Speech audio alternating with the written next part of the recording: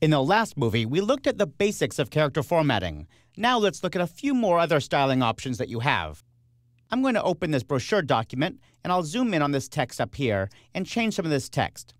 I'll double-click to switch to the Type tool, and then just drag over some text that I want to edit. And I'm going to point out some of the features in the middle of the control panel. Up here, we have the ability to change the vertical scaling of this text. For example, I could change this to 150%. When I hit Enter, you see it actually stretches it up. We can do the same thing with horizontal scaling over here. Maybe I'll change that to 80% and hit Enter or Return. If you do this, just be sure not to show it to the type designer because they're just going to scream at you. It looks horrible. There's other stuff you can do too. For example, I could select this single X, come up here to the baseline shift option, and move it up or down. For example, I'll move it up 4 points. It actually moves it straight up. Let's zoom into 400% so we can see this better. Command 4 or Control 4 on Windows.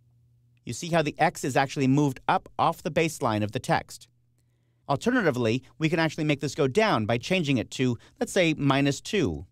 You see how it actually drops below the baseline now. And if you really want to get crazy, let's select this text and change its skew.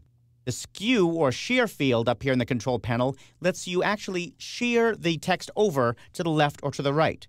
For example, if I change this to 15, you'll see that it makes it look italic. It's not a true italic. This is what we call a fake italic or oblique. But it does skew it or shear it in a way that some people seem to like. If I want to shear it to the left, of course, I'd use a negative number, like -15. Now, you may not be using that kind of text formatting very much, but here's some that you probably will use.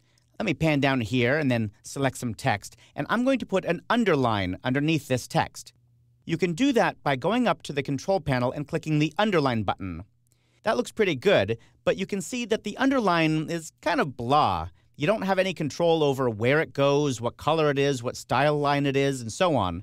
Well, you can get all that control with one modifier key. Let's select that text again and go back to that button, but this time, instead of clicking on it, I'm going to hold on the Option or Alt key when I click. That gives me the Underline Options dialog box.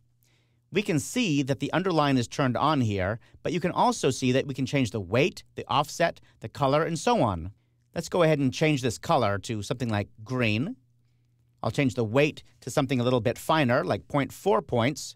And I'm going to change the offset, that is, how far away from the baseline it's going to sit, to a little bit more, let's say 2 points. If I move this dialog box out of the way and turn the preview checkbox on, we can actually see the effect. Of course, because this text is highlighted, the green underline actually is reversed, so it looks magenta. That's kind of silly. Let's go ahead and click OK and click off the text, and now you can see that the underline is sitting there exactly 2 points down from the baseline, and it's green and a little finer.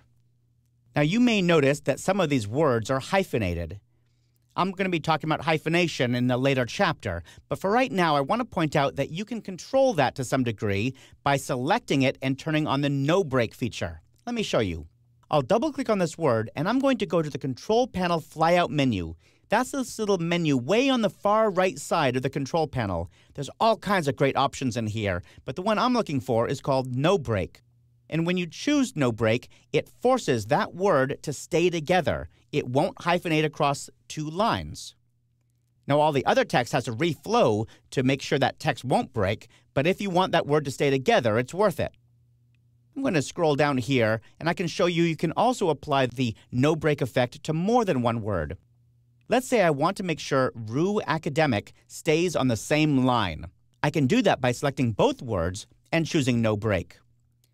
Now, both of those words are always going to stay together. They won't break across 2 lines, and they won't hyphenate. Whew, that's a lot of different formatting options, and we've really only scratched the surface of character-level formatting. In the next movie, we'll look at some features for turning text into uppercase or small caps characters.